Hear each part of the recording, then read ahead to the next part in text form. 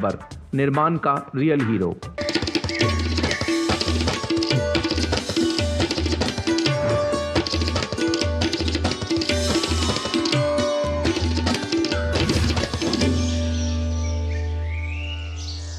नमस्कार, स्वागत है आप सभी का नया सवेरा के एक और खास अंक को लेकर हाजिर हूं मैं कृतिका। और अगले एक घंटे में हम जानेंगे देश से जुड़ी तमाम छोटी और बड़ी खबरें, जिसमें मुख्य तौर पर बात होगी विधानसभा चुनावों को लेकर की किस तरीके की तैयारियां हैं, क्योंकि अब तीसरे चरण का मतदान कहीं ना कहीं होने वाला है। और साथ ही अगर देखा जाए तो इस वक्त बाकी जो अन्य राज्य हैं उनमें विधानसभा चुनावों की तैयारियां भी की जा रही है, तो इन पर रहेगी नजर। और अगले इस एक घंटे में मेरे साथ स्टूडियो में रहेंगी मेरी सहयोगी भावना।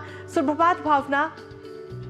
सुप्रभात कृतिका। और जैसे जैसे जम्मू कश्मीर के तीसरे और अंतिम चरण का मतदान जो है 1 अक्टूबर समीप आ रहा है, वैसे वैसे धुआंधार प्रचार भी लगातार बढ़ता जा रहा है।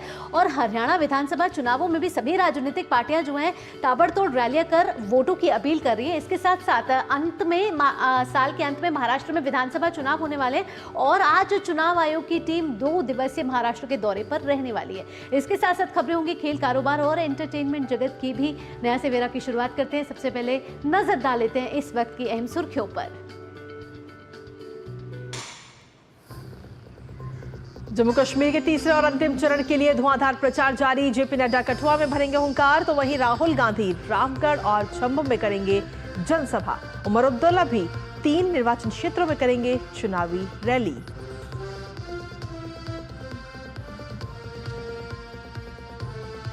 हरियाणा के चुनावी रण में दिग्गजों का लगा जमावड़ा। गृह मंत्री अमित शाह आज रेवाड़ी, मोलाना और लाडवा विधानसभा में करेंगे जनसभा, तो वहीं बसपा सुप्रीमो मायावती फरीदाबाद में करेंगी चुनावी रैली। कुमारी शैलजा भी नई रणनीति के साथ उतरेंगी मैदान पर।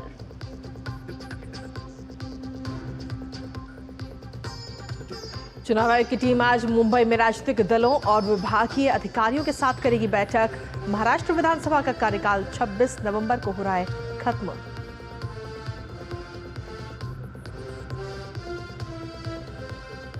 आज दोपहर 1 बजे दिल्ली नगर निगम में स्थायी समिति के रिक्त पद पर होगा चुनाव। उपराज्यपाल के निर्देश पर एमसीडी कमिश्नर ने देर रात जारी किया आदेश।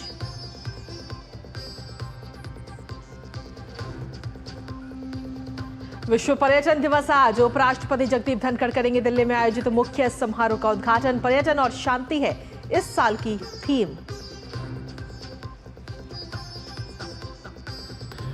बेरूत में इजराइल के ताबड़तोड़ हमलों ने हिजबुल्लाह को पहुंचाया भारी नुकसान। इजराइल ने युद्ध विराम के लिए वैश्विक आह्वान को किया खारिज। वहीं यमन से मिसाइल दागने का किया दावा।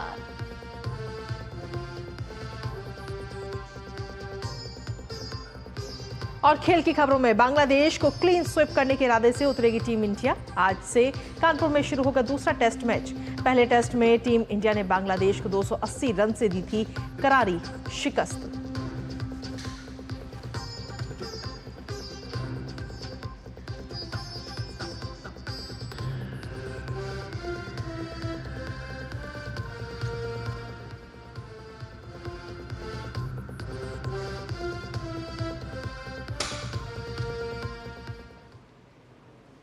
तो नया सवेरा की अहम सुर्खियों के बाद अब खबरों को विस्तार से जान लेते हैं और शुरुआत करते हैं। सबसे पहले बात करते हैं विधानसभा चुनाव से जुड़ी खबरों की।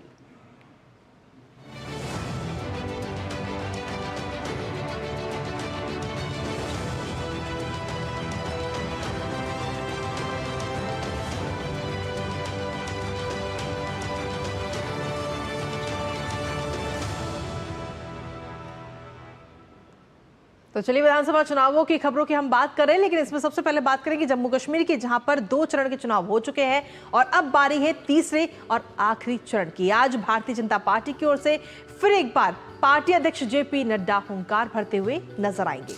आपको बता दें जेपी नड्डा आज कठुआ में चुनावी रैली करेंगे। इसके साथ ही वे अन्य सार्वजनिक कार्यक्रमों में भी भाग लेंगे। गौरतलब है कि 1 अक्टूबर को यहां 11 विधानसभा निर्वाचन क्षेत्रों में अंतिम चरण के लिए वोटिंग होगी।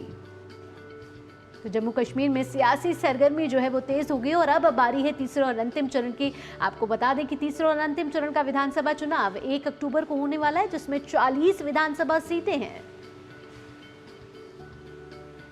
और वहीं कांग्रेस ने भी जम्मू कश्मीर विधानसभा चुनाव के अंतिम चरण के लिए पूरी ताकत झोंक दी है। आज राहुल गांधी 2 चुनावी रैलियां कर कांग्रेस के हक में माहौल बनाने का प्रयास करते हुए नजर आएंगे। सबसे पहले राहुल गांधी सांबा जिले के रामगढ़ में एक जनसभा को संबोधित करेंगे। उसके बाद जम्मू के छंब में चुनावी रैली करेंगे। तो कांग्रेस के पक्ष में सांबा जिले के रामगढ़ में कांग्रेस नेता राहुल गांधी हुंकार भरते हुए नजर आएंगे आज।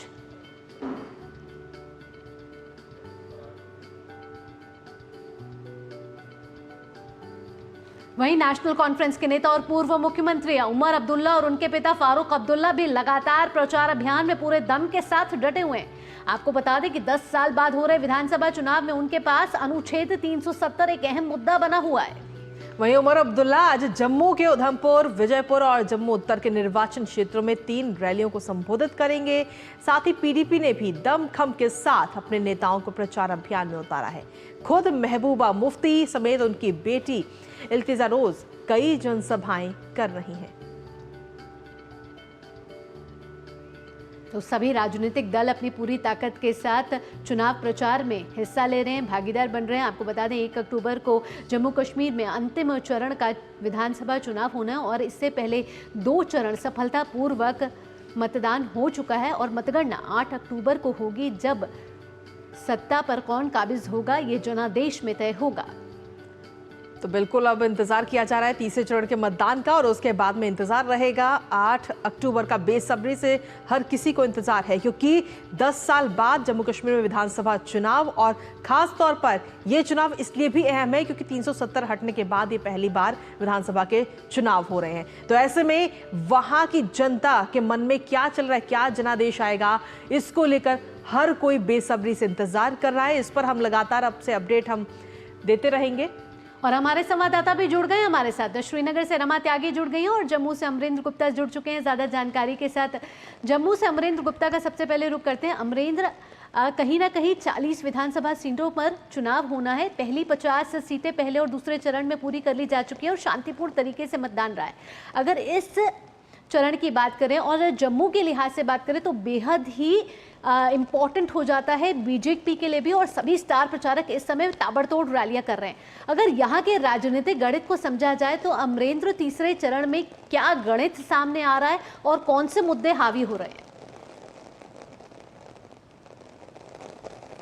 देखिए भावना, अगर बात करें जम्मू कश्मीर विधानसभा चुनाव में जम्मू संभाग की, तो ये बेहद खास इसलिए भी हो जाते हैं कि जो 40 सीटें हैं उसमें से सबसे ज़्यादा जो नज़रें हैं इस बार जम्मू संभाग की हैं। क्योंकि ऐसा है, पिछली बार का जो अगर आप देखें भारतीय जनता पार्टी का जो सबसे अच्छा जो प्रदर्शन है जम्मू संभाग में माना जाता है, जिसमें कठुआ है, सांबा है या और डिस्ट्रिक्ट हैं जो 4 जिले जम्मू संभाग में हैं, तो उसमें से टोटल जो पिछली बार जो 14 की अगर विधानसभा की तस्वीर देखें तो 25 सीटें भारतीय जनता पार्टी ने जीती थी और नंबर 1 पे पार्टी रही थी पीडीपी, जिसने 28 सीटें जीती थी और दोनों ने मिलकर सरकार बनाई थी। लेकिन 2018 में दोनों की राहें अलग हो गई और 2019 में 5 अगस्त के बाद जब से आर्टिकल 370 लगा और उसके बाद अगर बात करें तो जम्मू और कश्मीर का जो परिदृश्य है पूरी तरह से बदल चुका है। और इस बार कहीं भी कांटे की टक्कर में पीडीपी जम्मू संभाग में नहीं है। हाँ, मुकाबला बहुत रोचक है जम्मू संभाग का, क्योंकि कांग्रेस और एनसी का जो टाई-अप है और मुख्य मुकाबले के तौर पे भारतीय जनता पार्टी सबसे बड़ी पार्टी और सबसे बड़ी चुनौती पेश कर रही है। उसके सामने जो है कांग्रेस की नजरें ज्यादा हैं, क्योंकि 2014 में कांग्रेस का प्रदर्शन बहुत अच्छा नहीं था।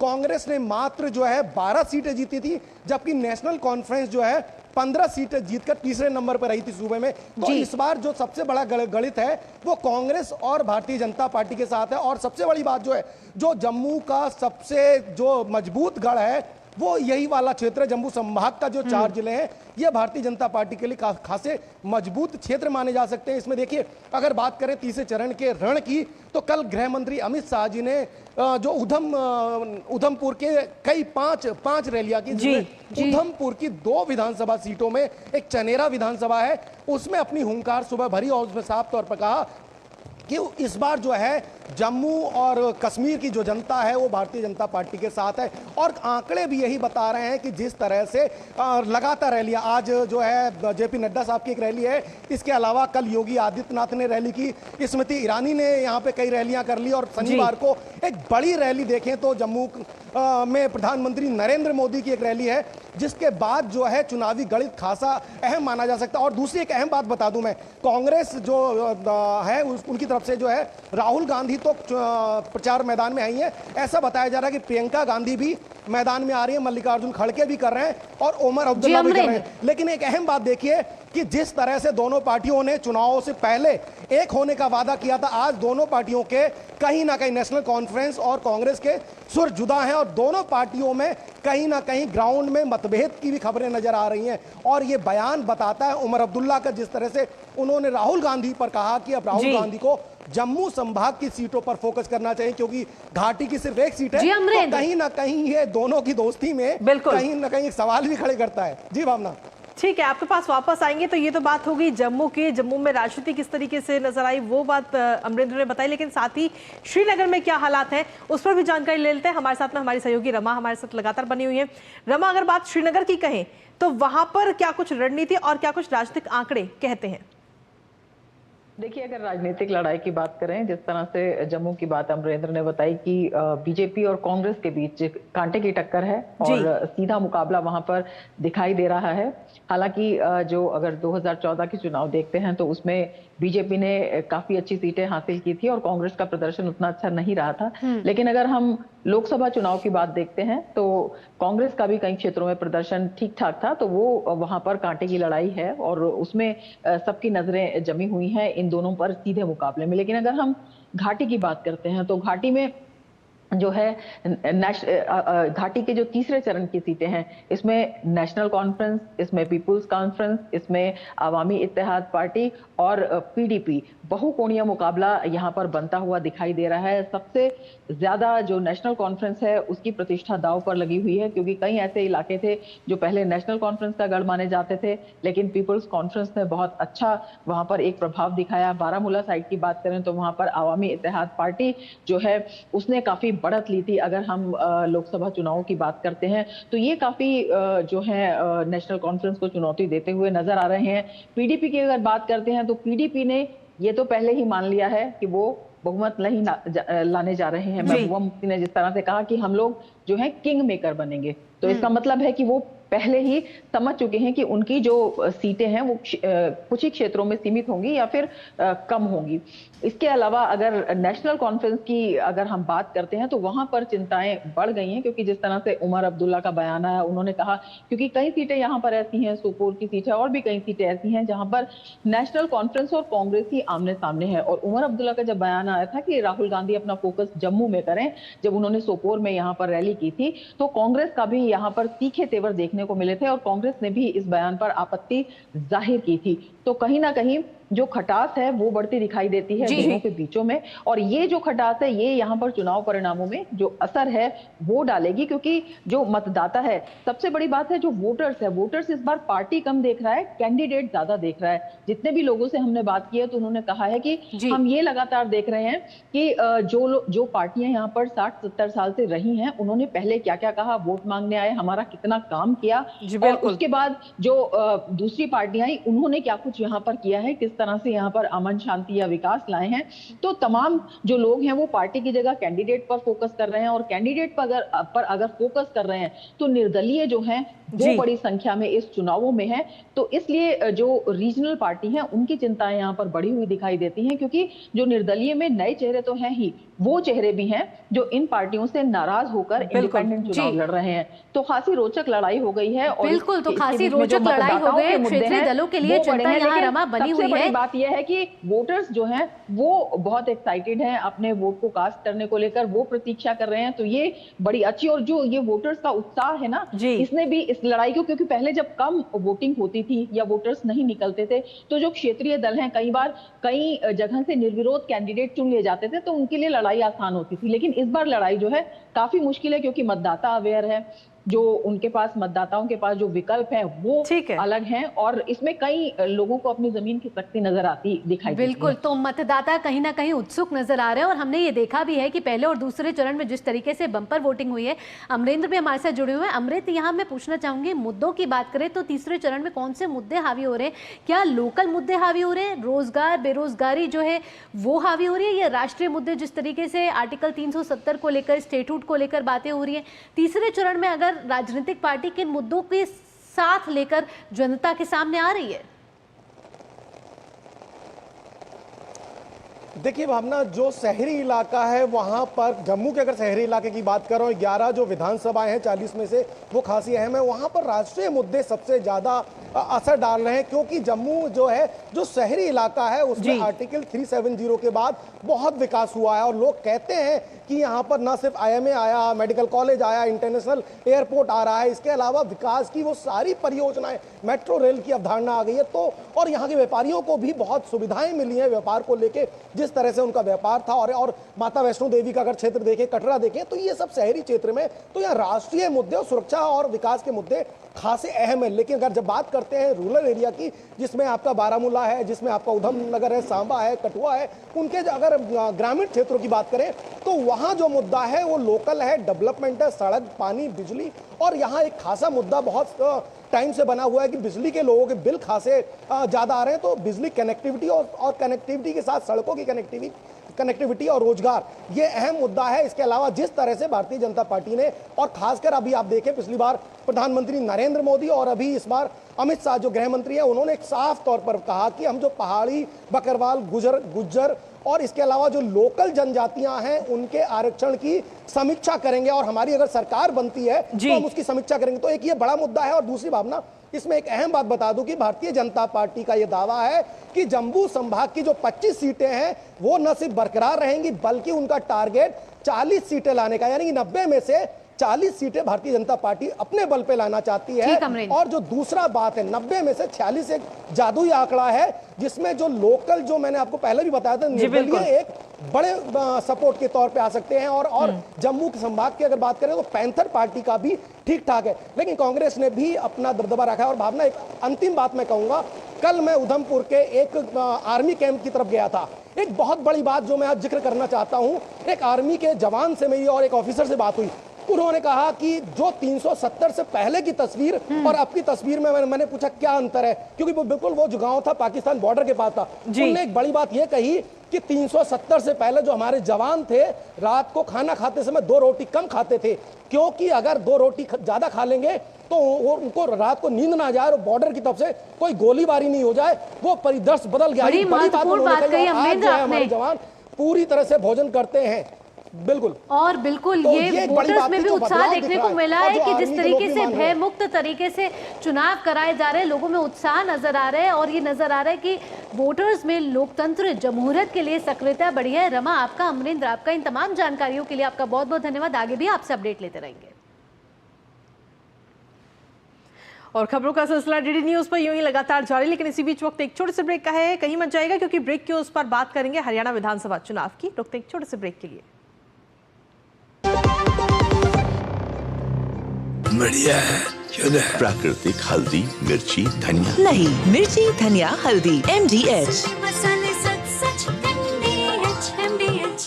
बेटियां घर की रौनक हैं। बेटियां घर संवारती हैं। बेटियां पीढ़ियां सजाती हैं। बेटियां घर की बुनियाद कहलाती हैं। बेटियों को सलाम करता है मोंगिया स्टील, स्टील का बादशाह। छोटे किसानों की शक्ति, कोऑपरेटिव की शक्ति और भारतीय नस्ले पशुओं की शक्ति मिलकर एक अलग ही ताकत बनती है। इस ताकत को बढ़ाने और डेयरी के विकास में जुड़े पशुपालकों, तकनीशियनों व डेयरी सहकारी समितियों को प्रोत्साहित करने के उद्देश्य से पशुपालन एवं डेयरी विभाग दे रहा है राष्ट्रीय गोपाल रत्न पुरस्कार, जिसमें इस बार से पूर्वोत्तर क्षेत्र को भी शामिल किया जा रहा है। आवेदन के लिए awards.gov.in पर जाएं या अपने नजदीकी कॉमन सर्विस सेंटर, पशु चिकित्सालय या पशुपालन और डेयरी विभाग से संपर्क करें। आवेदन 30 सितंबर 2024 तक। काट! सुरक्षा की गारंटी हर चीज में जरूरी है, चाहे वो मुश्किल स्टंट हो या अच्छी फसल। इसलिए ले आइए IIL के ट्रैक्टर ब्रांड का शिनबा, जो देता है सुंडी और ट्रिप से सुरक्षा की गारंटी। बात जब पीढ़ियों के लिए बनने वाले घर की हो तो जिम्मेदारी बड़ी हो जाती है। गैलेंट समझता है ये जिम्मेदारी। अब डबल M रिब्स के साथ गैलेंट एडवांस TMT रीबार, निर्माण का रियल हीरो। सारी छुर्रियां भर देती हैं, दीवार हमवार कर देती हैं। तो पुट्टी भर ले, हाँ पुट्टी भर ले। वंडर वॉल पुट्टी दे एक परफेक्ट फिनिश। ब्रेक के बाद नया सवेरा में एक बार फिर आपका स्वागत। अब बात कर लेते हैं हरियाणा विधानसभा चुनाव की। यहाँ भी सभी दलों की ओर से चुनाव प्रचार अपने चरम पर है और सभी राजनीतिक पार्टियां अपनी पूरी ताकत झोंक रही हैं।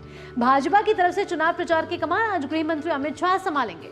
वहीं आपको बता दें कि अमित शाह आज 3 रैलियों के जरिए भारतीय जनता पार्टी के पक्ष में माहौल बनाएंगे। अमित शाह की पहली रैली रेवाड़ी में होगी तो वहीं दूसरी रैली मुलाना में होगी। इसके साथ ही दिन के अंतिम रैली में गृह मंत्री अमित शाह हरियाणा के मुख्यमंत्री नायब सिंह सैनी के साथ लाडवा में चुनाव प्रचार करते हुए नजर आएंगे। तो कुल मिलाकर देखा जाए तो आज अमित शाह 3 रैलियों को संबोधित करते हुए नजर आएंगे। भारतीय जनता पार्टी के पक्ष में मतदान करने की अपील जनता से करते हुए नजर आएंगे। तो हरियाणा में इस समय नेता ताल ठोक रहे हैं और सभी नेता पूरे चुनाव प्रचार में लगे हुए हैं। भाजपा और कांग्रेस के साथ बसपा भी हरियाणा विधानसभा चुनाव में पूरे दमखम के साथ ताल ठोक रही हैं। और बिल्कुल इसके साथ ही आपको बता दें कि इसी क्रम में बहुजन समाज पार्टी की सुप्रीमो मायावती आज फरीदाबाद में चुनावी रैली को संबोधित करेंगी, जहां Mayawati BSP Indian National Lok Dal के उम्मीदवारों के लिए जनता से वोटों की अपील करेंगी। तो बसपा सुप्रीमो मायावती भी आज फरीदाबाद में चुनावी रैली करने वाली है। तो बसपा भी इस समय इस चुनावी रण में पूरी ताल ठोक रही हैं और हरियाणा का जो चुनावी दंगल है वो लगातार रोमांचक होता जा रहा है, क्योंकि अब महज कुछ ही दिन बाकी हैं और सभी राजनीतिक दल पूरा प्रयास कर रहे हैं कि वोटों की जो अपील कर रहे हैं और जनता को अपने पक्ष में लेने की भरपूर कोशिश कर रहे हैं। बिल्कुल, और इसी के साथ चलिए खबरों में आगे बढ़ेंगे, जहां कांग्रेस नेता राहुल गांधी कल हरियाणा में चुनाव प्रचार के लिए पहुंचे और उन्होंने एक दूसरे से नाराज चल रहे भूपेंद्र सिंह हुड्डा और कुमारी शैलजा को एक मंच पर एक साथ खड़ा किया। पिछले कुछ दिनों से शैलजा नाराज थी और कांग्रेस के लिए प्रचार भी नहीं कर रही थी। बहरहाल अब शैलजा पूरे राज्य में प्रचार करेंगी। आज हरियाणा में शैलजा का धुआंधार प्रचार जारी रहेगा। तो कुमारी शैलजा की आज कई जनसभाएं हैं और कल हमने देखा कि कैसे राहुल गांधी ने चुनावी रैली करी और कुमारी शैलजा और हुड्डा दोनों ही एक मंच पर नजर आए। हिसार से नीरज सिंह हमारे साथ जुड़ गए हैं ज़्यादा जानकारी के साथ। नीरज, आप हिसार सीट पर हैं, तो हिसार सीट अपने आप में एक हॉट सीट है। इसके साथ साथ नीरज आपसे ये भी पूछना चाहेंगे कि कल जिस तरीके का नज़ारा हमने देखा, कहते हैं कि एक तस्वीर ही 1000 शब्दों के बराबर होती है। पहले हम कांग्रेस की अंतरकलह जो है वो पर्दे के पीछे सुना करते थे, लेकिन कल एक मंच पे हुड्डा और शैलजा को ले तो आए, लेकिन दोनों एक दूसरे की तरफ देख भी नहीं रहे थे। तो चलिए, चुनाव प्रचार तो किसी तरीके से हुआ, लेकिन कहीं ना कहीं आपको लग रहा है कि किसान, जवान और पहलवान की रणनीति के साथ जब कांग्रेस आगे बढ़ तो रही है, इससे दूसरी पार्टियां किस तरीके से काउंटर कर रही हैं और अब जब चुनावी रैलियां ताबड़तोड़ हो रही हैं तो सभी राजनीतिक पार्टियां किस तरीके का प्रयास करती हुई नजर आ रही हैं? देखिए, बिल्कुल ताबड़तोड़ कोशिश कर रही हैं और आप देखें भारतीय जनता पार्टी लगातार यहाँ पर कैंपेन कर रही है। आज अमित शाह 3 जो रैलियां हैं उनको संबोधित करेंगे। अंबाला पहुंचाएंगे, रेवाड़ी जाएंगे और इसके अलावा कुरुक्षेत्र जिले में भी अमित शाह की रैली है।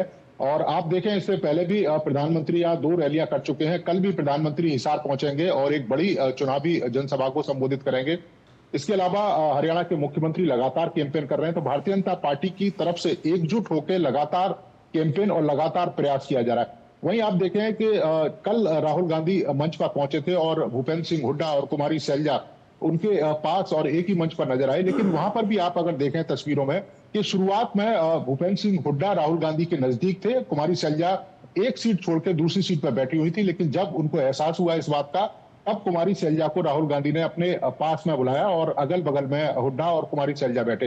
राहुल गांधी काफी देर तक मंच पर ही कुमारी शैलजा से बात करते रहे। यानी कि जो मन मुटाव है उसको दूर करने की जो कोशिश है, जो प्रयास है, वो कांग्रेस आला कमान के द्वारा किया गया। लेकिन तब तक काफी देर हो चुकी है। आप देखें कि केवल 7 दिन बचे हैं और 7 दिन में आप कितनी रैलियां, कितने लोगों तक अपनी जो बात है वो पहुंचा सकते हैं। क्योंकि पिछले 15 दिन से जिस तरह से मनमुटाव की खबरें आ रही थी जिस तरीके से एक दूसरे के ऊपर लगातार आरोप किए जा रहे थे, कुमारी शैलजा ने अभी भी इस बात से इनकार नहीं किया है कि मुख्यमंत्री की दौड़ से वो बाहर है।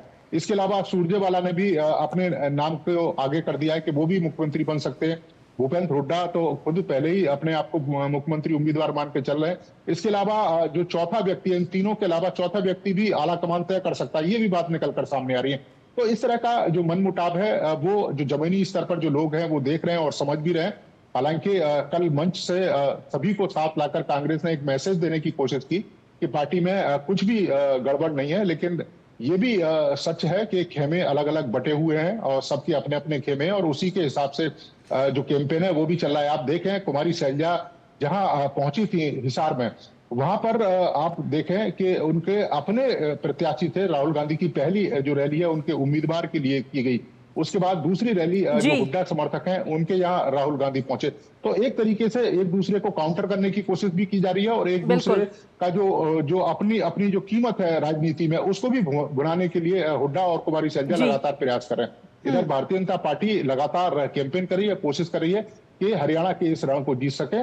निश्चित तौर पर मुकाबला बड़ा दिलचस्प होगा। इधर आप देखें कि बसपा भी लगातार कोशिश कर रही है और चंद्रशेखर आजाद भी लगातार कैंपेन कर रहे हैं। बिल्कुल, जिस तरीके से आपने बताया है कि इस बार का जो मुकाबला है वो रोमांचक तो है ही, लेकिन इस रोमांच को और ज्यादा बढ़ाने के लिए बहुजन समाज पार्टी भी इस बार चुनावी मैदान में है। तो बहुजन समाज पार्टी की क्या कुछ स्थिति है, किस तरीके से चुनाव प्रचार किया जा रहा है? देखिए, अभी आप देखें कि भारतीय जनता पार्टी और जिस तरीके से कैंपेन कर रही है, कोशिश दूसरे दल कर रहे हैं लेकिन उसके बराबर कहीं पहुंच नहीं पा रहे हैं। आप देखें कि बसपा प्रमुख पहुंची हैं, आज फरीदाबाद में रैली को संबोधित करेंगे। इससे पहले भी एक रैली उन्होंने संबोधित करी है। कोशिश यही है कि जो ज्यादा से ज्यादा जो दलित वोट है उनकी अपनी तरफ खींच सके। आपने देखा होगा कि किस तरीके से उत्तर प्रदेश में जहां उनका बेस वोटर था वो उनके हाथ से दरक गया है, और तो यही चिंता निश्चित तौर पर मायावती को भी है। और उस बेस वोटर को भरने का काम यानी अपनी तरफ खींचने का काम चंद्रशेखर आजाद कर रहे हैं। वो लगातार जेजेपी के साथ कैंपेन कर रहे हैं और कोशिश कर रहे हैं कि हरियाणा के जो 20% से ज्यादा यहाँ पर जो मतदाता जो अनुसूचित जाति के हैं उनको अगर अपनी तरफ खींच लेते हैं तो एक राजनीतिक बढ़त बना लेंगे और एक राजनीतिक शक्ति के रूप में चंद्रशेखर आजाद उभरेंगे। उसी शक्ति को कम करने का प्रयास मायावती कर रही है। तो यानी कि बड़ा दिलचस्प मुकाबला है दलित वोटों को लेकर कि कैसे कांग्रेस कुमारी शैलजा को लेकर आगे जा रही है और जिस तरीके से उनके मनमुटाव हुआ तब दलित वोट थोड़ा सा बिखरा। इसके अलावा मायावती और चंद्रशेखर आजाद दलित वोटों को लेकर लगातार कोशिश कर रहे हैं और इधर भारतीय जनता पार्टी भी लगातार प्रहार कर रही है कि कांग्रेस पार्टी दलितों का अपमान कर रही है। तो दलित वोटरों को लेकर निश्चित तौर पर हरियाणा का चुनाव दिलचस्प हो गया कि अब ये दलित वोटर किसकी तरफ जाएगा और ये दलित वोटर जिसकी तरफ जाएगा निश्चित तौर पर सरकार उसकी बनेगी। क्योंकि आप देखें कि लोकसभा चुनावों में ये दलित वोटर कांग्रेस के पक्ष में जी बिल्कुल, दलित वोटरों ने बहुत ही निर्णायक भूमिका निभाई थी लोकसभा चुनावों में। और नीरज, कहीं ना कहीं इन विधानसभा चुनाव में दलित वोटर एक अहम भूमिका निभाता हुआ नजर आ सकता है और इसी को लेकर ही वोटों की अपील भी कहीं ना कहीं की जा रही है तमाम राजनीतिक दलों की तरफ से। अब देखना होगा जब 5 अक्टूबर को 90 विधानसभा सीटों पर हरियाणा का विधानसभा चुनाव होता है तो जनादेश किस तरफ जाता है। फिलहाल नीरज, इन तमाम जानकारियों के लिए आपका बहुत बहुत धन्यवाद। और साथ ही आपको बता दें कि डीडी न्यूज पर खबरों का सिलसिला लगातार जारी, लेकिन इसी बीच नया सफर में वक्त एक और छोटे से ब्रेक का। आप बने रहिए हमारे साथ और देखते रहिए डीडी न्यूज। सारी छुर्रियां भर देती हैं, दीवार हमवार कर देती हैं। तो पुट्टी भर ले, हाँ पुट्टी भर ले। वंडर वॉल पुट्टी दे एक परफेक्ट फिनिश। अब छोलिया हो या लोबिया, सफेद चने या काले चने, सब कुछ मजेदार बने। बात जब पीढ़ियों के लिए बनने वाले घर की हो तो जिम्मेदारी बड़ी हो जाती है। गैलेंट समझता है ये जिम्मेदारी। अब डबल एम रिब्स के साथ गैलेंट एडवांस TMT रीबार, निर्माण का रियल हीरो।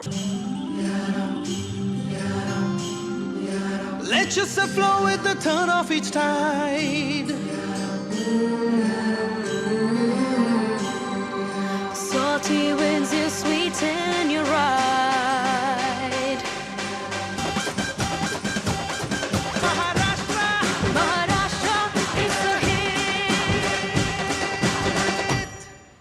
महाराष्ट्र टूरिज्म।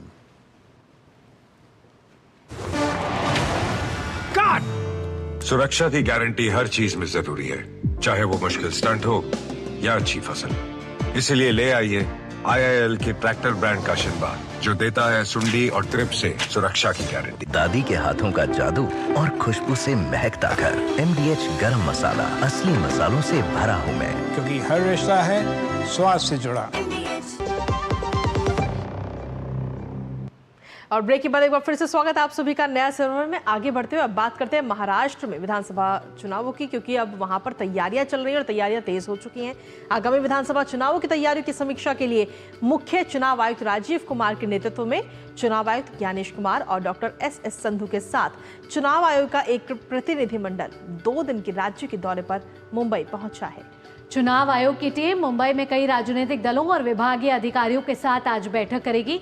आपको बता दें, विधानसभा का कार्यकाल 26 नवंबर को पूरा हो रहा है।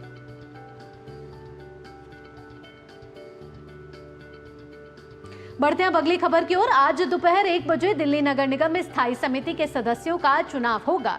देर रात MCD कमिश्नर ने यह आदेश जारी किया है। साथ ही आपको बता दें कि इस आदेश के मुताबिक स्थायी समिति की 6ठी सीट का चुनाव कराने के लिए additional MCD commissioner Jitendra Yadav को सदन की बैठक का पीठासीन अधिकारी नियुक्त किया गया है। ये सीट भारतीय जनता पार्टी नेता कमलजीत सहरावत के पश्चिम दिल्ली सीट से लोकसभा सदस्य निर्वाचित होने के बाद खाली हुई थी। साथ ही MCD कमिश्नर ने अपने आदेश में उपराज्यपाल के निर्देशों का हवाला दिया है। उन्होंने कहा है कि जनहित में और नगर निकाय के लोकतांत्रिक भावना को बनाए रखने के लिए चुनाव आज दोपहर 1 बजे कराए जाएं। उपराज्यपाल के निर्देशों में पूरी चुनाव प्रक्रिया की वीडियोग्राफी भी शामिल है। साथ ही मतदान की गोपनीयता बनाए रखने के लिए मतदान हॉल के अंदर मोबाइल फोन और इलेक्ट्रॉनिक गैजेट्स ले जाने की अनुमति भी नहीं होगी। आपको याद दिला दें कि पार्षदों की तलाशी को लेकर हुए हंगामे के बाद महापौर शैली ओबरॉय ने नगर निगम में स्थायी समिति का चुनाव टाल दिया था और सदन की बैठक 5 अक्टूबर तक के लिए स्थगित कर दी थी। हालांकि उपराज्यपाल ने हस्तक्षेप करते हुए देर रात स्टैंडिंग कमेटी की अंतिम खाली सीट के चुनाव स्थगित करने के फैसले को पलट दिया और MCD कमिश्नर को रिपोर्ट पेश करने का भी निर्देश दिया।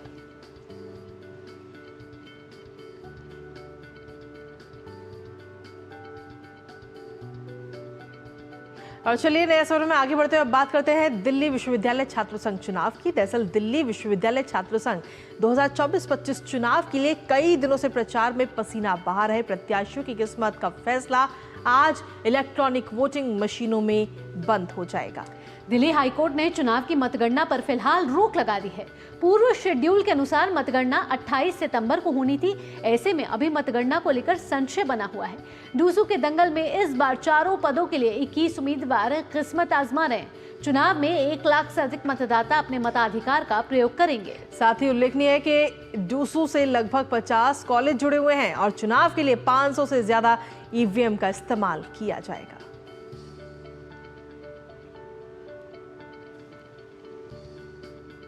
और अब हिमाचल प्रदेश से खबर आ रही है। हिमाचल प्रदेश में नेता प्रतिपक्ष जयराम ठाकुर ने कांग्रेस की गारंटियों को लेकर कांग्रेस सरकार पर तीखा हमला बोला है और कहा है कि कांग्रेस ने पहली कैबिनेट में महिलाओं को 1500 रुपए, 1 लाख नौकरी और 300 यूनिट फ्री बिजली देने का वादा पूरा नहीं किया, बल्कि उनसे छीनना जरूर शुरू कर दिया है। प्रदेश के लोगों को बहुत निराशा है वर्तमान सरकार से और मुझे लगता है कि गलतफहमी अब सब लोगों की दूर होनी चाहिए। अभी सरकार आने के बाद जो गारंटियां दी थी वो गारंटियां तो आपके सामने हैं। महिलाओं के लिए जो कहा था कि 1500 रुपये देने की बात, अब बातें ये भी चल रही है जो दिया है उसको वापस भी लिया जा सकता है बोलते हैं। ये ज़रूरी नहीं है कि जो दिया है वो दे ही दिया है। तो इसलिए बहुत सारी चीज़ें हैं। मैं इतना ही कहूँगा कि वर्तमान सरकार के इसका जिक्र आजकल जो है हमारे पड़ोस के राज्यों में खूब हो रहा है इनकी गारंटियों का, कि कैसी कैसी गारंटियां दी थी और उन गारंटियों से किस प्रकार से मुख्यमंत्री मुकर गए हैं। और मुख्यमंत्री जी ने कई जगह इस बात का जिक्र कर दिया, ये गारंटी सुक्खू ने नहीं दी है, जिनने दी है उनसे पूछो। और चलिए अब अगली खबर का रुख करते हैं, जहां आपको बता दें कि तिरुपति में लड्डू विवाद अभी भी जारी है। YSR कांग्रेस पार्टी के शासन के दौरान लड्डू में पशु वसा की मिलावट के आरोप के बाद जगन मोहन रेड्डी आज तिरुपति का दौरा करेंगे। साथ ही जगन मोहन रेड्डी कल तिरुमाला वेंकटेश्वर स्वामी के दर्शन करने भी जाएंगे। आपको बता दें, जगनमोहन रेड्डी को टीटीडी के नियमों के अनुसार घोषणा पत्र पर हस्ताक्षर करने के बाद ही तिरुमाला में प्रवेश देने की मांग कर रहे हैं। जगनमोहन रेड्डी के तिरुमाला दौरे के मद्देनजर राज्य में पुलिस ने सुरक्षा के इंतजाम कड़े कर दिए हैं। मुख्यमंत्री चंद्रबाबू नायडू ने 18 सितंबर को वाईएसआर कांग्रेस सरकार पर तिरुपति मंदिर के लड्डू में जानवरों की चर्बी वाला वनस्पति तेल मिलाने का आरोप लगाया था।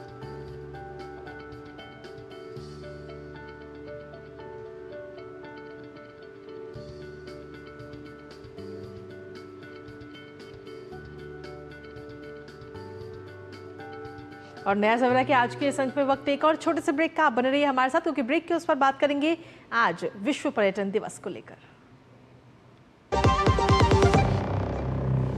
बढ़िया है। प्राकृतिक हल्दी, मिर्ची, धनिया। नहीं, मिर्ची, धनिया, हल्दी, MDH। बात जब पीढ़ियों के लिए बनने वाले घर की हो तो जिम्मेदारी बड़ी हो जाती है। गैलेंट समझता है ये जिम्मेदारी। अब डबल M रिब्स के साथ गैलेंट एडवांस TMT रीबार, निर्माण का रियल हीरो। एक ऐसा तबका जो रिटायरमेंट के बारे में आज भी बिल्कुल नहीं सोचता, वो है औरतें। औरतें कमा के भी वल्नरेबल हैं। सो NPS एक इक्वालिटी ला रहा है। हम सब एक बराबर प्लेटफॉर्म पे हैं। अपने बेहतर कल को सुनिश्चित करने के लिए NPS जरूरी है।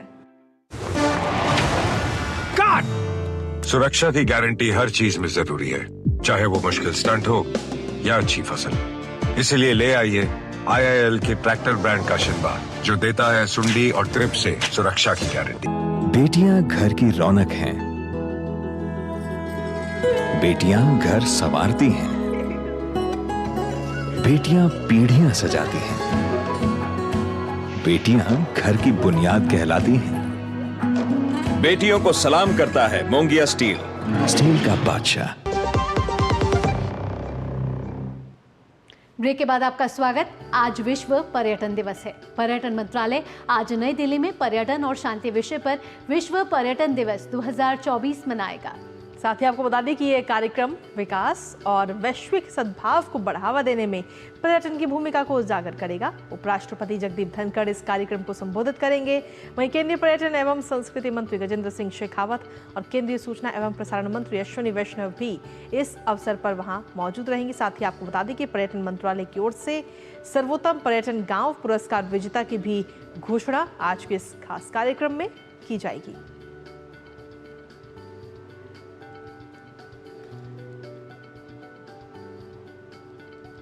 हर साल 27 सितंबर को विश्व पर्यटन दिवस मनाया जाता है।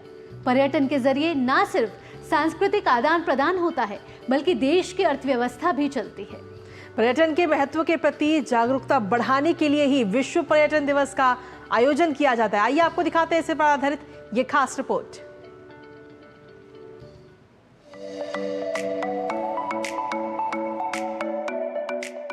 विश्व पर्यटन दिवस हर साल 27 सितंबर को दुनिया भर में मनाया जाता है। इसे मनाने का उद्देश्य पर्यटन के महत्व और इसके सामाजिक, सांस्कृतिक, राजनीतिक और आर्थिक योगदान के प्रति जागरूकता फैलाना है।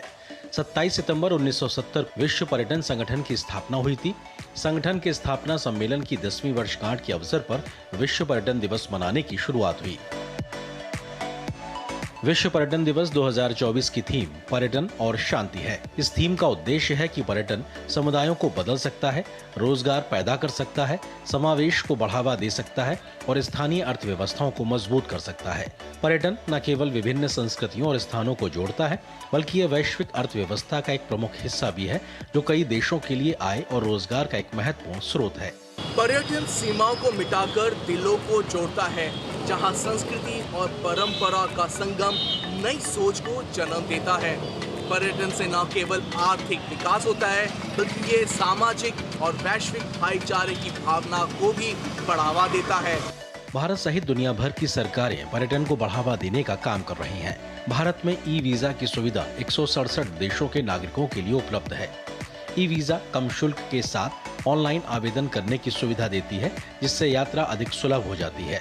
स्पोर्ट्स टूरिज्म है, माइस टूरिज्म है और मेडिकल टूरिज्म भी हमारा बहुत आगे बढ़ गया है, क्योंकि जितने में आप इलाज अमेरिका में और बाकी जगह करते हैं, उससे 1/3 प्राइस में जो आपका ऑपरेशन $5,000 में होता है, वो इंडिया में $1,000 में हो सकता है। और जो हमारे मोदी जी की विजन है, एक डेवलप्ड नेशन बाय 2047, विकसित भारत, वो हमारा सपना बहुत जल्दी पूरा हो सकता है। पर्यटन मंत्रालय ने थीम आधारित पर्यटक सर्किट के विकास के लिए स्वदेश दर्शन योजना शुरू की है, जिसके तहत कुल 76 परियोजनाओं को मंजूरी दी गई है। वहीं 2024 तक 73 परियोजनाएं पूरी हो चुकी हैं। अयोध्या के बाद एक बहुत ज़्यादा पूरे जो मिलियंस ऑफ NRIs हैं वो सारे हिंदुस्तान आना चाहते हैं और रिलीजियस टूरिज़्म के लिए बहुत बड़ी मार्केट है। सऊदी अरेबिया ऑयल के बाद सबसे ज़्यादा पैसा हज से कमाता है, तो क्यों ना हम हिंदुस्तान 4 धर्मों का जन्म स्थान है, हिंदुइज़्म, बुद्धिज़्म, सिखिज़्म और जैनिज़्म, और मिलियंस ऑफ फॉलोअर्स हैं इन चारों रिलीजन्स के, उन सबको हम भारत ला सकते हैं और एग्रेसिव रिलीजियस टूरिज़्म की मार्केटिंग कर सकते हैं। एकीकृत पर्यटन विकास के लिए 57 गंतव्यों पर ध्यान केंद्रित करने वाली स्वदेश दर्शन 2.0 और तीर्थ स्थलों पर बुनियादी ढांचे को बढ़ाने वाली प्रसाद योजना भारत में पर्यटन विकास को और बढ़ावा देती है। प्रकृति, इतिहास और सभ्यता का सम्मान सिखाता है पर्यटन, जिससे स्थायी और बेहतर भविष्य का मार्ग भी सुगम बनता है। क्या पर्सन विनोद के साथ मैं तापस भट्टाचार्य, दूरदर्शन समाचार, दिल्ली। और चलिए नया सफर में आगे बढ़ते हुए बात अगली खबर की कर लेते हैं, जहां केंद्रीय पर्यावरण और वन और जलवायु परिवर्तन मंत्री भूपेंद्र यादव ने एक पेड़ मां के नाम अभियान में उत्तर प्रदेश को सबसे आगे होने पर बधाई दी है। भूपेंद्र यादव ने अपने सोशल मीडिया प्लेटफॉर्म एक्स पर लिखा, एक पेड़ मां के नाम अभियान में उत्तर प्रदेश सबसे आगे। राज्य भर में 26.5 करोड़ से ज्यादा पौधे लगाकर उत्तर प्रदेश इस अभियान में सबसे आगे है। साथ ही राजस्थान ने लक्ष्य से 2.5 गुना ज्यादा पौधे लगाए हैं। बधाई हो उत्तर प्रदेश।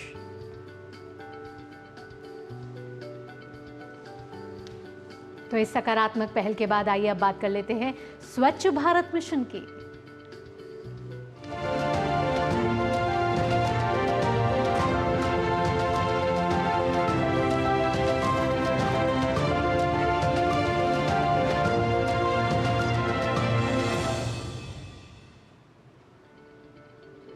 तो स्वच्छ भारत मिशन पर डीडी न्यूज की खास मुहिम लगातार जारी है और आज हम आपको दिखाएंगे उत्तराखंड के अल्मोड़ा में स्वच्छता अभियान पर यह खास रिपोर्ट। उत्तराखंड में स्वच्छता ही सेवा पखवाड़ा के तहत लोगों को स्वच्छता और कचरे के निस्तारण के प्रति जागरूक किया जा रहा है। अभियान के तहत नगर निगम अल्मोड़ा की ओर से शहर के विभिन्न स्थानों पर स्वच्छता अभियान चलाया गया। इस दौरान नगर निगम परिसर, मुख्य बाजार, मछली बाजार और आसपास के इलाकों में कचरे की साफ सफाई की गई और कीटनाशक दवाओं का छिड़काव किया गया। अल्मोड़ा नगर निगम के निरीक्षक लक्ष्मण सिंह भंडारी ने बताया कि बच्चों को स्वच्छता के प्रति जागरूक करने के लिए स्कूलों में स्वच्छता क्विज प्रतियोगिता कराई जा रही है। वहीं पतंजलि योगपीठ के आचार्य बालकृष्ण ने प्रधानमंत्री नरेंद्र मोदी के स्वच्छता अभियान की सराहना करते हुए इस अभियान में लोगों से बढ़ चढ़कर हिस्सा लेने का आह्वान किया है। माननीय प्रधानमंत्री जी का जो अभियान है वह मनुष्य मात्र के लिए है, संपूर्ण देशवासियों के लिए। स्वच्छता ही सेवा। सच में यदि हम स्वच्छता रखते हैं, न केवल अपने आप को निरोग बनाने के लिए हम अपनी सेवा करते हैं, अपितु इससे पूरी समाज की, मानवता की हम सेवा करते हैं। देश भर में 17 सितंबर से 2 अक्टूबर तक स्वच्छता ही सेवा पखवाड़ा मनाया जा रहा है। इसके तहत जगह जगह स्वच्छता कार्यक्रमों का आयोजन कर लोगों को अपने आसपास के क्षेत्रों में साफ सफाई रखने के साथ साथ इसके स्वास्थ्य पर पड़ने वाले सकारात्मक प्रभाव के बारे में भी जानकारी दी जा रही है। Bureau report, DD news. वक्त हो चला एक छोटी सी ब्रेक का। अखबारों की सुर्खियां जानने के लिए आप देखते रहिए नया सवेरा। आपके घर के खाने में रेस्टोरेंट जैसा स्वाद ले आए MDH का शाही पनीर मसाला। पनीर को क्या मस्त बना डाला।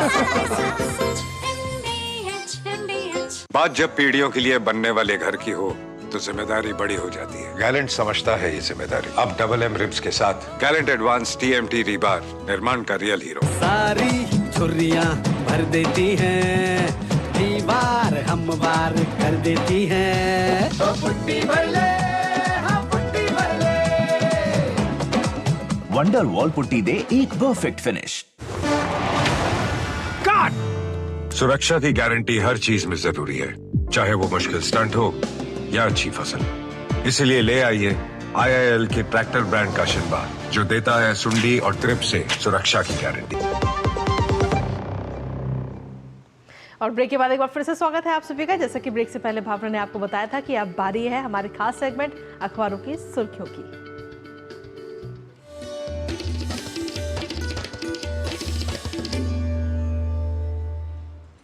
और समाचार पत्रों की सुर्खियां जानने के लिए आइए सीधा लिए चलते हैं आपको हमारे स्टूडियो में मौजूद सहयोगी संध्या शर्मा के पास।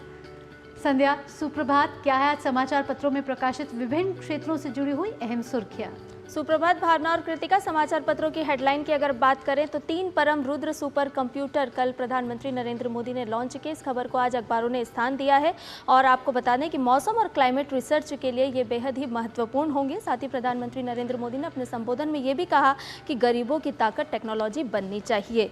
इस खबर को आज महत्वपूर्ण स्थान के साथ प्रकाशित किया गया है। अगली खबर है यूएनएससी से जुड़ी हुई। जी हाँ, संयुक्त राष्ट्र से जुड़ी ये खबर है जिसमें फ्रांसीसी राष्ट्रपति इमैनुअल मैक्रों ने वकालत की है। सुरक्षा परिषद में स्थायी सदस्यता के भारत के दावे को लेकर के उन्होंने समर्थन किया है और उन्होंने ये भी कहा कि संयुक्त राष्ट्र महासभा में कि हमारे पास एक सुरक्षा परिषद है जिसे हमें और अधिक प्रभावी बनाने की ज़रूरत है और इसे और अधिक प्रतिनिधित्वपूर्ण बनाना होगा। साथ ही उन्होंने ये बात इस मौके पर कही है जब प्रधानमंत्री नरेंद्र मोदी ने भविष्य के शिखर सम्मेलन पर यूएनएससी को संबोधित किया था। उसमें उन्होंने इस बात पर जोर दिया था कि वैश्विक शांति और विकास के लिए संस्थानों में सुधार की आवश्यकता है। उन्होंने इस बात को भी रेखांकित किया था कि सुधार प्रासंगिकता की कुंजी है। एक और खबर की बात करें तो ये है विदेश मंत्री डॉक्टर एस जयशंकर से जुड़ी हुई। जी हां, भारत ने समुद्री जैव विविधता संधि पर हस्ताक्षर किए हैं जो कि भारत के लिहाज से बेहद ही महत्वपूर्ण है। उन्होंने अपने एक्स पर लिखा कि BBNJ समझौते में शामिल होने पर गर्व महसूस करता हूं। साथ ही उन्होंने ये भी कहा कि यह सुनिश्चित करने की दिशा में एक महत्वपूर्ण कदम है कि हमारे महासागर स्वस्थ और लचीले बने रहें। तो इस खबर को भी आज राष्ट्रीय सहारा अखबार ने अपने देश विदेश पेज पर प्रकाशित किया है। अगली खबर है दूरसंचार से जुड़ी हुई। जी हां, दूरसंचार कंपनियां ग्राहकों को गुमराह नहीं कर सकेंगी, इसको लेकर के ट्राई निगरानी करेगा और इस खबर को दैनिक जागरण अखबार ने अपने पहले पेज पर स्थान दिया है और बताया है कि सेवा गुणवत्ता को लेकर ट्राई ने नियमों को किस तरह से और कड़ा कर दिया है और 1 अक्टूबर से ये नियम प्रभावी हो जाएंगे। बताना होगा कि किस इलाके में कौन सी कंपनी की साइट पर 2G, 3G, 4G सेवा दी जा रही है। साथ ही साथ कंपनियों के प्रदर्शन की निगरानी भी इसके दौरान की जाएगी और अब मासिक स्तर पर यह निगरानी होने के साथ साथ कॉल ड्रॉप में जो समस्या आ रही है उसमें भी कमी लाने का प्रयास किया जा रहा है। साथ ही इन जानकारियों को भी वेबसाइट पर अपलोड करना होगा कि 90 सेकंड में कॉल का जवाब दिया गया या नहीं सेवा प्रदाता कंपनी के द्वारा। एक और खबर की बात करते हैं, ये है अपना बिजनेस पेज पर हिंदुस्तान अखबार ने प्रकाशित किया और बताया है कि बीमा कंपनियां अब सभी तरह की पॉलिसी बेच सकेंगी। हालांकि केंद्र सरकार बीमा कानून में इस तरह के संशोधन करने जा रही है। इसके माध्यम से एक खबर प्रकाशित है। वर्ष 2047 तक सरकार का लक्ष्य है कि सबके लिए बीमा हो। इसको लेकर के ये संशोधन किया जाना है और आपको बता दें कि अभी तक जैसे जीवन बीमा कंपनी होती है तो वो सिर्फ जीवन बीमा यानी कि लाइफ इंश्योरेंस ही कर पाती है, लेकिन साधारण बीमा कंपनी स्वास्थ्य, मोटर दुर्घटना जैसी बीमा पॉलिसी बेच सकती थी, लेकिन अब इसके संशोधन के बाद हर बीमा कंपनी सभी तरह की पॉलिसी बेच सकेगी। तो इस खबर को लिया गया है। एक और खबर की बात करते हैं जो कि केंद्रीय स्वास्थ्य मंत्रालय के द्वारा जारी आंकड़ों के माध्यम से आज अखबारों में हमें देखने को मिली है और ये बेहद ही महत्वपूर्ण खबर हो जाती है कि केंद्र सरकार स्वास्थ्य के क्षेत्र में किस तरह से काम कर रही है। ये आंकड़े बताते हैं। दरअसल इलाज पर आम आदमी का अपना खर्च 40% घटा है और ये आंकड़े में ये भी बताया गया है कि स्वास्थ्य पर प्रति व्यक्ति सरकारी खर्च 3 गुना बढ़कर 3,169 रुपये हो गया है और 7 करोड़ से ज़्यादा लोगों को 5 लाख रुपए तक का जो मुफ्त इलाज है वो मुहैया कराया जा रहा है सरकार की तरफ से। तो ये आंकड़े भी बेहद ही बताते हैं कि इस केंद्र सरकार किस तरह से स्वास्थ्य को लेकर के काम कर रही है। चलते चलते एक और खबर की बात करते हैं जिसे नवभारत टाइम्स अखबार ने प्रकाशित किया है और इलाज से ज़्यादा ज़रूरी है दिल को बीमार होने से रोकना। जी हाँ, ये आंकड़े के साथ ये खबर प्रकाशित है और बताया गया है कि किस तरह से खराब लाइफस्टाइल आपके जीवन में एक विलन का रोल निभा रही है और आपके हार्ट को यानी कि आपके दिल को प्रभावित कर रही है और युवाओं में दिल की बीमारी के जो आंकड़े हैं वो लगातार बढ़ रहे हैं। तो आज के अखबारों में अलग अलग क्षेत्रों से जुड़ी हुई ये है खास और अहम खबरें जो आम नागरिक को प्रभावित करती हैं और साथ ही साथ ये बताती हैं कि किस तरह से देश और दुनिया में काम हो रहा है। चलिए, बहुत बहुत शुक्रिया संध्या, इतनी सारी खबरों को बेहद ही कम समय में और संक्षेप में हमारे दर्शकों के सामने प्रस्तुत करने के लिए। नया सवेरा में आगे बढ़ते हैं, खबरें देख लेते हैं अंतर्राष्ट्रीय जगत से।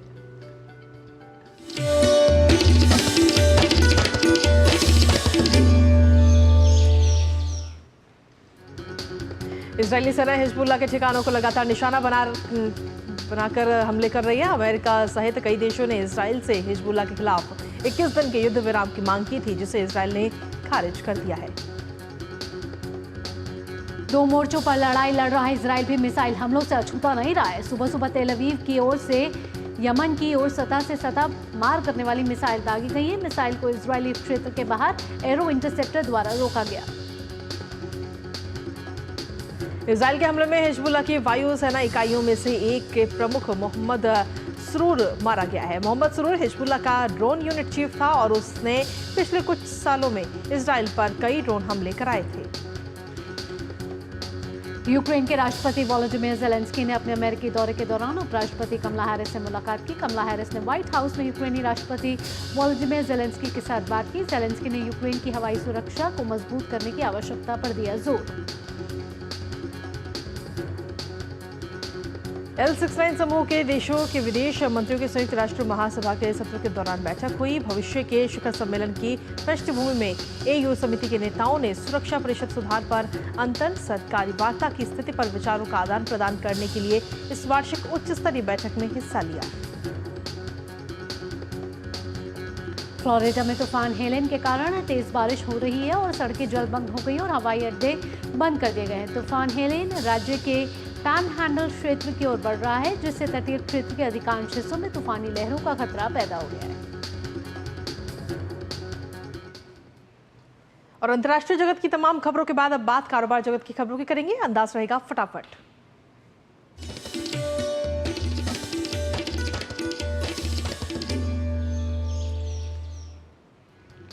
अप्रैल जून तिमाही में भारत सबसे तेज रफ्तार विकास करने वाली अर्थव्यवस्था बनी है। इस तिमाही के दौरान भारत का विकास दर 6.7% रहा। रिपोर्ट के हवाले से कहा गया है कि अर्थव्यवस्था में निवेश की गति बढ़ी और FDI निवेश में भी बढ़ोतरी हुई। पहले तिमाही में EPFO के आंकड़ों में रोजगार सृजन में बढ़ोतरी दर्ज की गई। महंगाई पर लगाम लगी और अगस्त में महंगाई दर 3.7% दर्ज की गई। श्रमिकों, विशेषकर असंगठित क्षेत्र के श्रमिकों को समर्थन देने के लिए एक महत्वपूर्ण कदम उठाते हुए केंद्र सरकार ने परिवर्तनीय महंगाई भत्ते VTA में संशोधन करके न्यूनतम मजदूरी दरों में वृद्धि की घोषणा की है। नई मजदूरी दरें 1 अक्टूबर 2024 से लागू होंगी और इस संशोधन के बाद क्षेत्र A में लगे अकुशल मजदूरों, जिसमें झाड़ू लगाने, सफाई, लोडिंग एवं अनलोडिंग जैसे अकुशल कार्यों में लगे श्रमिक शामिल हैं और उनकी न्यूनतम मजदूरी दर 783 रुपए प्रतिदिन होगी। केंद्रीय मंत्री प्रहलाद जोशी ने नई दिल्ली में आयोजित इंडिया शुगर बायो एनर्जी सम्मेलन में शिरकत की। इस मौके पर ब्राजील के राजदूत भी मौजूद थे। केंद्रीय मंत्री प्रहलाद जोशी ने कहा कि आने वाला भविष्य बायोफ्यूल का है और भारत शुगर और बायो एनर्जी में नंबर 1 की तरफ बढ़ रहा है और अब अन्नदाता ऊर्जादाता बन रहे हैं। मध्य प्रदेश के बुंदेलखंड के सागर, छतरपुर, टीकमगढ़, निवाड़ी, दमोह और पन्ना जैसे जिलों में औद्योगिक विकास की अपार संभावनाओं को देखते हुए डॉक्टर मोहन यादव सरकार चौथी रीजनल इंडस्ट्री कॉन्क्लेव बुंदेलखंड के सागर में करने जा रही है। इस इंडस्ट्री कॉन्क्लेव में 3,500 से ज्यादा प्रतिभागियों के भाग लेने की संभावना है, जिनमें 6 देश Mongolia, Thailand, Kenya, Algeria, Canada और ईरान के अंतर्राष्ट्रीय प्रतिनिधि, विदेशी राजनयिक मिशन, 150 विशिष्ट अतिथि, 700 से ज्यादा विशेष आमंत्रित सदस्य और 1000 MSME प्रतिभागी भी शामिल होंगे। खेल की खबरों का रुख करने का वक्त आ गया और आइए जानते हैं खेल से जुड़ी खबरें हमारे खास सेगमेंट स्पोर्ट्स ट्रैक में।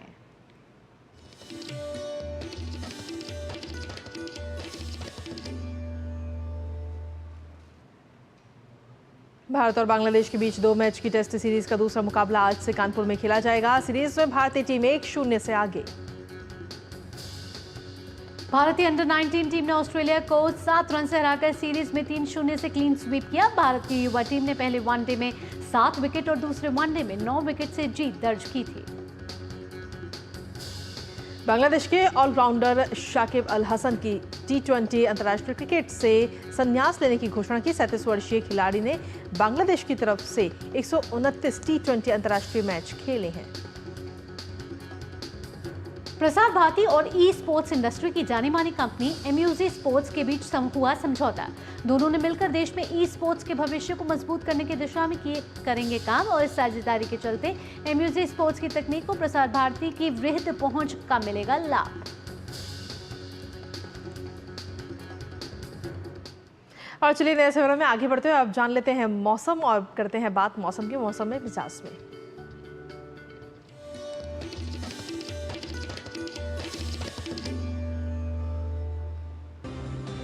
दिल्ली में आज गरज चमक के साथ हल्की बरसात देखने को मिल सकती है। वहीं पंजाब हरियाणा में मौसम साफ रहने की उम्मीद की जा रही है। वहीं जम्मू कश्मीर गिलगित बाल्टिस्तान में गरज चमक की संभावना जताई गई है और उत्तराखंड में मौसम विभाग ने बारिश को लेकर ऑरेंज अलर्ट घोषित किया है। आइए अब जानते हैं विभिन्न राज्यों का न्यूनतम और अधिकतम तापमान।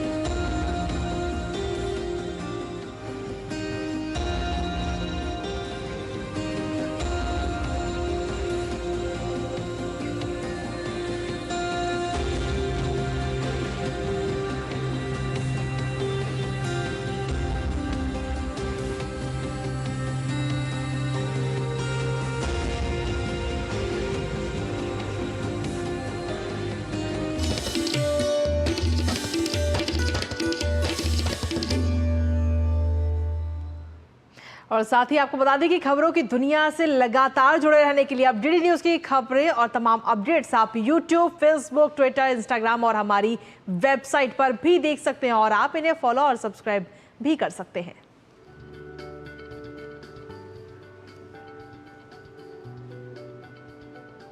और इसी के साथ नया सवेरा के आज के अंक में बस इतना ही, लेकिन जाने से पहले विश्व पर्यटन दिवस है और इस खास मौके पर आपको छूट जाते हैं अरुणाचल प्रदेश की अद्भुत झलकियों के साथ। बिल्कुल, इन झलकियों के जरिए आप कीजिए अरुणाचल प्रदेश की सैर और इसी के साथ मुझे, मेरी सहयोगी भावना और हमारी पूरी टीम को दीजिए अनुमति।